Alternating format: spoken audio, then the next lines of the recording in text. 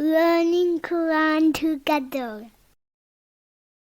बिस्मिल्लाह अल्हम्दुलिल्लाह वस्सलातु वस्सलामु अला रसूलिल्लाह। सूरह अल-फुरकान आयत 41। व इज़ा रअौका, और जब वो आपको देखते हैं, अन यत्तखिज़ूनका, नहीं वो बनाते आपको, इल्ला हुज़ुवा, मगर मजाक, अहाज़ल्लज़ी बअसल्लाहु रसूला, क्या यही है वो जिसे अल्लाह ने रसूल बनाकर भेजा है। अल्लाह ताला ने अपने नबी को मुखातिब करके फरमाया है कि कुफर करने वाले तकब्बुर से आपको देखते हैं, आपका मजाक उड़ाते हैं और कहते हैं क्या यही है वो शख्स जिसे अल्लाह ताला ने रसूल बनाकर भेजा है। यानी मौज़ल्ला नबी सल्लल्लाहु अलैहि वसल्लम का मजाक उड़ाते हुए कहते हैं क्या ये वही शख्स है जिसको रसालत का मनसब अता किया गया। अल्लाह ताला ने एक और मुकाम पर इसके बारे में फरमाया, व इन्नहुम लयसुद्दूनहुम अनिस सबीली व यहसबून अन्नहुम मुहतदून, और बिलाशुबा यकीनन वो उन्हें ज़रूर राह हक से रोकते हैं और समझते हैं कि यकीनन वो सीधे रास्ते पर हैं। सूरह ज़ुखरफ 37। अल्लाह ताला ने नबी सल्लल्लाहु अलैहि वसल्लम को तसल्ली देते हुए फरमाया, और बिलाशुबा आपसे पहले भी यकीनन बहुत से रसूलों का मजाक उड़ाया गया, तो उनमें से जिन लोगों ने मजाक उड़ाया उनको उसी अजाब ने घेरा जिसका वो मजाक उड़ाते थे। सूरह अल-अनआम आयत 10। इनकादा, बेशक करीब था, लायुदिल्लुना अन आलिहातिना, कि वो हमें हमारे माबूदों से ही बहका देता, लौला अन सबरना अलैहा, अगर हम इस पर जमे न रहते, वसौफा यअलमूना, और जल्द ही वो जान लेंगे, हीना यरौनल अजाबा, जब अजाब देखेंगे, मन अदल्लु सबीला, कि कौन सबसे ज़्यादा रास्ते से भटका हुआ है। मुशरिक ये कहते थे कि अगर हम अपने बाप दादा के तौर तरीक़ों पर जमे ना रहते, अगर हम अपने बुतों की इबादत पर मुस्तकिल मिजाजी ना दिखाते, तो इस पैगंबर ने हमें गुमराह करने में कसर नहीं छोड़ी थी। मुशरिकों के अपने दीन पर कायम रहने की वजह तासुब था, वो दलील के साथ शिर्क को इख्तियार करने वाले नहीं थे। मुशरिकीन को एक अल्लाह को मानने वाले गुमराह नजर आते थे, जबकि शिर्क ही असल गुमराही है। अल्लाह ताला ने आखिरत के अजाबों को याद दिलाकर शऊर को बेदार किया है कि जब अजाबों को देखोगे तो साफ पता चल जाएगा कि गुमराह कौन था और सीधे रास्ते पर कौन, हर दर पर सजदा करने वाले या एक अल्लाह के आगे झुक जाने वाले। अरअयता, क्या आपने देखा, मन इत्तखज़ा, जिसने बना लिया, इलाहहु हवाहु, इलाह अपनी ख्वाहिश नफ्स को, अफ़ा अंता तकूनो, क्या भला आप होंगे, अलैहि वकीला, उस पर ज़िम्मेदार। ख्वाहिश नफ्स को खुदा बनाने से मुराद ये है कि दिल को कोई बात अच्छी लगी, अब उसी को अपने लिए रहनुमा बना लिया, यानी दिल की मर्ज़ी पूरी करने में लग गए। इंसान जब दिल की मर्ज़ी पूरी करता है तो रब की मर्ज़ी को छोड़ता है। किसी की मर्ज़ी के मुताबिक ज़िंदगी गुजारना ही उसको खुदा बनाना है। जब इंसान अपने नफ्स की रज़ा चाहते हैं तो वह अपने नफ्स को ही खुदा बना लेते हैं। अल्लाह ताला ने इंतहाई मोहब्बत से गहरे ताल्लुक़ का इजहार किया है कि क्या तुमने देखा है, कभी गौर किया है ऐसे शख्स की हालत पर जिसके सामने दलाइल पेश किए जाएं लेकिन उसके नज़दीक उनकी कोई कदर कीमत ना हो। अल्लाह ने सवाल किया है कि ये बताओ, क्या ख्वाहिश नफ्स को माबूद बनाने वाले कि तुम जिम्मेदार हो सकते हो। इंसान को इस बात पर यकीन आ जाता है कि ऐसे शख्स को कोई समझा नहीं सकता, कोई उसकी जिम्मेदारी नहीं ले सकता।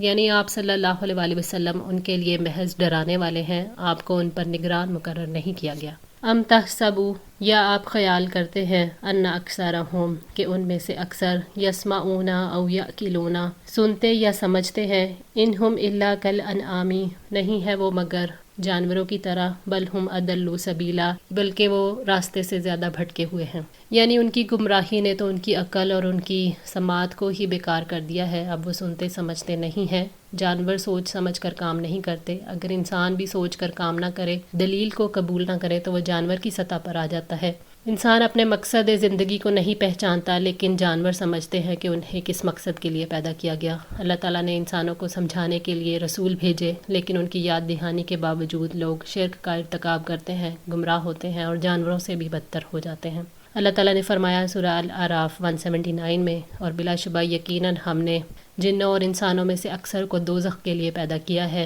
उनके लिए दिल हैं जिनसे वो समझते नहीं, और उनके लिए आँखें हैं जिनसे वो देखते नहीं, और उनके लिए कान हैं जिनसे वो सुनते नहीं। ये लोग जानवरों जैसे हैं, बल्कि उनसे भी ज़्यादा गुमराह हैं, और यही लोग गाफिल हैं। अलम तरा इला रब्बिका, क्या आपने अपने रब को नहीं देखा, कैफ़ा, किस तरह, मद्दज़िल्ला, उसने फैला दिया साए को, वलौशाआ, और अगर वो चाहता, लजअलहु साकिना, तो उसे ज़रूर साकिन बना देता। सुम्मा जअलना शम्सा अलैहि दलीला, फिर हमने सूरज को उस पर दलील बनाया। अल्लाह ताला ने अपनी वसी कुदरत की तरफ तवज्जो करवाई है कि आपने अपनी दुनिया में رب کی قدرت اور رحمت کا مشاہدہ نہیں کیا کہ وہ کس طرح اپنے بندوں پر سائے کو پھیلا دیتا ہے، اور یہ صبح صادق سے سورج نکلنے تک کا وقت ہوتا ہے۔ سائے کا وجود حقیقی نہیں ہے، سایہ سورج کی روشنی کی وجہ سے بنتا ہے۔ جب کوئی چیز سورج کی روشنی کے درمیان اس طرح آ جاتی ہے کہ روشنی اس کے آر پار نہیں گزر سکتی تو اس چیز کا سایہ بنتا ہے۔ وَلَوْ شَاءَ لَجَعَلَهُ سَاكِنًا، اور اگر وہ چاہتا تو اسے ضرور ساکن بنا دیتا، یعنی اگر اللہ کو منظور ہوتا تو سایہ کبھی فنا نہ ہوتا۔ سائے کے ٹھہرا دینے سے مراد ہمیشہ کے لیے سایہ رکھنا ہے، یعنی دھوپ سائے کو ختم نہ کرتی، جیسا کہ دھوپ کے ساتھ سایہ سکڑتا اور سمٹتا ہے۔ سایہ زمین کی سورج کے گرد حرکت سے بنتا ہے، اگر زمین ایک جگہ رک جائے تو سایہ بھی رک جاتا۔ سورج کی روشنی کو اللہ تعالیٰ نے سائے پر دلیل بنایا ہے، مراد یہ ہے کہ سایہ سورج کی روشنی کی وجہ سے ہوتا ہے۔ دھوپ ہو تو سائے کا پتہ چلتا ہے، اگر سورج نہ ہوتا تو اس سائے کا بھی پتہ نہ ہوتا۔ ہر چیز اپنی ضد سے ہی پہچانی جاتی ہے۔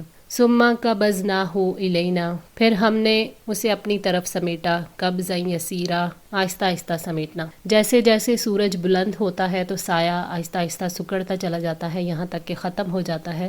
مخلوق پر سائے اور دھوپ کا یکے بعد دیگرے واقع ہونا، جس کا وہ اپنی آنکھوں سے مشاہدہ کرتے ہیں، اسی سے دن اور رات ترتیب پاتے ہیں اور ایک دوسرے کا تعاقب کرتے ہیں، پھر مختلف موسم ایک دوسرے کے پیچھے آتے ہیں، یعنی اللہ تعالیٰ سائے کو یا سورج کو آہستہ آہستہ اپنی جانب سمیٹ لیتے ہیں۔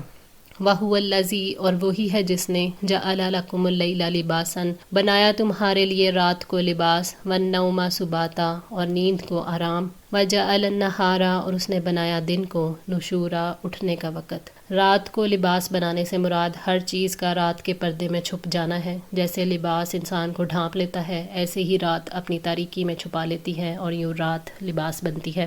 رات طاری ہو تو سکون ہوتا ہے، ہر چیز کی حرکت سست ہوتے ہوتے رک جاتی ہے۔ رات ہو تو انسان، حیوان اور پرندے تک سو جاتے ہیں۔ سبات کے معنی کاٹنے کے ہوتے ہیں، جیسے موت زندگی کو کاٹ دیتی ہے، ایسے ہی نیند انسان کے جسم کے عمل کو کاٹ دیتی ہے۔ موت میں زندگی کو سکون مل جاتا ہے، اس کی حرکت ختم ہو جاتی ہے، اسی طرح نیند میں انسان جاگنے کی طرح نہیں ہوتا۔ نیند میں اس دنیا کے ساتھ انسان کا وہ احساس قائم نہیں رہتا، اسی لیے اللہ تعالیٰ نے نیند کو سکون کی موت قرار دیا۔ فرمایا اللہ تعالیٰ جانوں کو ان کی موت کے وقت اور جن کی موت نہیں آئی ان کو سونے کے وقت اپنے قبضے میں لے لیتا ہے، پھر وہ اسے روک لیتا ہے جس پر اس نے موت کا فیصلہ کیا، اور دوسروں کو ایک مقرر وقت تک بھیج دیتا ہے۔ یقیناً اس میں ان لوگوں کے لیے نشانیاں ہیں جو غور و فکر کرتے ہیں۔ سورہ زمر 42۔ وَجَعَلَ النَّهَارَ نُشُورًا، مرنے کے بعد اٹھنے کو نشورا کہتے ہیں۔ اللہ تعالیٰ نے دن کو نشورا کہا کیونکہ رات میں جو سکون ہوتا ہے اس کو دن کی روشنی اور سورج کی حرکت بدل دیتی ہے۔ دن نکلتا ہے تو انسان اپنی نیند سے جو موت جیسی ہے اس سے بیدار ہو جاتا ہے۔ نبی صلی اللہ علیہ وآلہ وسلم بیدار ہوتے تو یہ دعا پڑھتے، الحمدللہ الذی احیانا بعد ما اماتنا والیہ النشور، تمام تعریفیں اللہ تعالیٰ کے لیے ہیں جس نے ہمیں مارنے کے بعد دوبارہ زندہ کیا اور اسی کی طرف اکٹھے ہونا ہے۔ صحیح بخاری۔ وَهُوَ الَّذِي، اور وہی ہے جس نے ارسل الریاح، بھیجا ہواؤں کو، بشراً، خوشخبری بنا کر، بین یدی رحمتہ، اپنی رحمت کے آگے آگے، وَأَنزَلْنَا مِنَ السَّمَاءِ مَاءً، اور ہم نے آسمان سے پانی نازل کیا، طہورا، پاک کرنے والا۔ اللہ تعالیٰ نے اپنی قدرت اور عظیم غلبے کے بارے میں فرمایا کہ کیسے وہ بارش سے پہلے ہوائیں بھیجتا ہے جو اس کی رحمت یعنی بارش کی خوشخبری لے کر آتی ہیں تاکہ بندے خوش ہو جائیں اور پہلے سے بارش کے لیے تیار ہو جائیں۔ اور ہم نے آسمان سے پاک کرنے والا پانی نازل کیا۔ طہورا کہتے ہیں جس چیز سے پاکیزگی حاصل کرتے ہیں، جیسے پانی خود بھی پاک ہے اور پاک کرنے والا ہے۔ لَنُحْيِي بِهِ، تاکہ ہم زندہ کریں اس کے ساتھ، بَلْدَةً مَيْتًا، مردہ شہر کو، وَنُسْقِيَهُ، اور ہم پلائیں اسے، مما خلقنا، ان میں سے جو پیدا کیے ہم نے، انعاما واناسیا کثیرا، مویشی اور انسان بہت سے۔ مردہ زمین اس خشک زمین کو کہتے ہیں جو مدتوں پانی کا یا بارش کا انتظار کرتی ہے، پھر جب اللہ تعالیٰ اپنی رحمت کی بارش برساتے ہیں تو مردہ زمین کو زندہ کرتے ہیں، جیسا کہ فرمایا اور وہی ہے جو لوگوں کے مایوس ہو جانے کے بعد بارش برساتا ہے اور اپنی رحمت پھیلا دیتا ہے، اور وہی مدد کرنے والا تمام تعریفوں کے لائق ہے۔ سورہ شعراء 28۔ اور اس میں سے بہت سے چوپایوں اور انسانوں کو پانی پلائیں جن کو ہم نے پیدا کیا، یعنی ہم تمہیں اور تمہارے مویشیوں کو اس پانی سے سیراب کرتے ہیں۔ کیا وہ ہستی جس نے خوشخبری دینے والی ہوائیں بھیجی، آسمان سے پاک اور بابرکت پانی برسایا جس میں بندوں اور ان کے جانوروں کا رزق ہے، اس بات کی مستحق نہیں کہ صرف اسی کی عبادت کی جائے اور اس کے ساتھ کسی اور کو شریک نہ ٹھہرایا جائے۔ وَلَقَدْ صَرَّفْنَاهُ اور بلا شبہ پھیر پھیر کر لائے ہیں ہم اسے بینہم درمیان ان کے لیذکروا تاکہ وہ نصیحت پکڑیں فَأَبَى تو انکار کیا اکثر الناسی اکثر لوگوں نے الا کفورا سوائے ناشکری کرنے کے۔ اللہ تعالیٰ بارش کو طرح طرح سے برساتے ہیں اور جہاں چاہتے ہیں ایک بوند بھی نہیں برساتے۔ کبھی شہر کی ایک جگہ بارش ہوتی ہے اور دوسری جگہ نہیں ہوتی۔ یہ اللہ تعالیٰ کی حکمت ہے، اس کی قدرت ہے، وہ جو چاہے کر سکتا ہے۔ اس کے ہر کام میں لوگوں کے لیے سبق ہے، اسی لیے اللہ تعالیٰ نے فرمایا کہ طرح طرح سے بارش برسانے کا مقصد یہی ہے کہ وہ نصیحت حاصل کریں۔ لیکن اکثر لوگ ناشکری کا رویہ اختیار کرتے ہیں۔ اکثر لوگ بارش کو اللہ تعالیٰ کی مشیت سمجھنے کی بجائے ستاروں کی گردش کا نتیجہ قرار دیتے ہیں۔ نبی صلی اللہ علیہ وسلم نے اس عقیدے کو کفر قرار دیا ہے۔ اللہ تعالیٰ نے ان آیات کا ذکر فرمایا جن کا عینی مشاہدہ کیا جا سکتا ہے اور بندوں کی طرف انہیں پھیر دیا تاکہ بندے اپنے رب کو پہچان لیں، اس کا شکر ادا کریں اور اس کو یاد رکھیں، مگر اس کے باوجود اکثر لوگ فساد، کفر اور ناشکری کا رویہ ہی اختیار کرتے ہیں۔ زید بن خالد جہنی رضی اللہ تعالیٰ عنہ سے روایت ہے کہ ایک دن حدیبیہ میں رات کی بارش کے بعد نبی صلی اللہ علیہ وسلم نے ہم کو صبح کی نماز پڑھائی۔ نماز سے فارغ ہو کر لوگوں کی طرف متوجہ ہو کر فرمایا، جانتے ہو تمہارے رب نے کیا کہا؟ صحابہ نے جواب دیا کہ اللہ اور اس کا رسول خوب جانتے ہیں۔ فرمایا کہ اس نے کہا، میرے بندوں نے صبح کی، کچھ تو مومن تھے اور کچھ کافر تھے۔ جس نے کہا اللہ تعالیٰ کے فضل سے اور اس کی رحمت سے بارش ہوئی، وہ مجھ پر ایمان لایا اور تاروں کے ساتھ کفر کیا، اور جس نے کہا فلاں فلاں تارے سے بارش ہوئی، اس نے میرے ساتھ کفر کیا اور تاروں پر ایمان لایا۔ صحیح بخاری 846۔ آج کے لیے اتنا ہی۔ دعا ہے اللہ تعالیٰ ہماری اس کوشش کو قبول فرمائے، ہماری غلطیوں کوتاہیوں کو معاف فرما کر ہماری اصلاح فرمائے۔ جزاکم اللہ خیر، والسلام علیکم ورحمۃ اللہ وبرکاتہ۔